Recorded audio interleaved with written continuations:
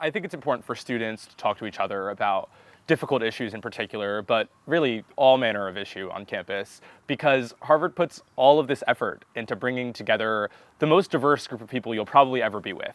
The way to actualize the value of our campus's diversity is by having conversation, not just by being open to it, but by really seeking it out, by looking for people who disagree with you and engaging with them respectfully, so as to see how people who may think fundamentally differently than you conceive of an issue. I think civil discourse means being able to engage about difficult issues, not just simple things that we all agree on, with respect and specifically with the understanding that other people who have fundamentally different views than yours are also coming from a place of good faith and want to reach a good conclusion. In fact, can offer viewpoints that can help us all get to a better conclusion. I think a classroom conversation feels most productive when it's the whole classroom that's involved, and when people are willing to challenge orthodoxies that arise in the course of a conversation. In almost any discussion, there's a moment or a period where it seems like a consensus is starting to form.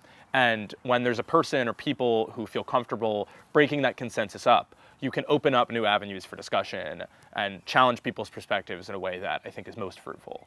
No matter how strongly you object to their position as such, you can't suggest implicitly or explicitly that their position is illegitimate if you think that they're engaging in good faith, which your fellow students almost always are.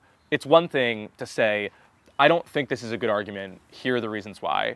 It's another thing entirely to say, I think it's crazy that you're making this argument, or I can't believe you would make this argument. Or to do that implicitly by shaking your head or texting your friend clearly.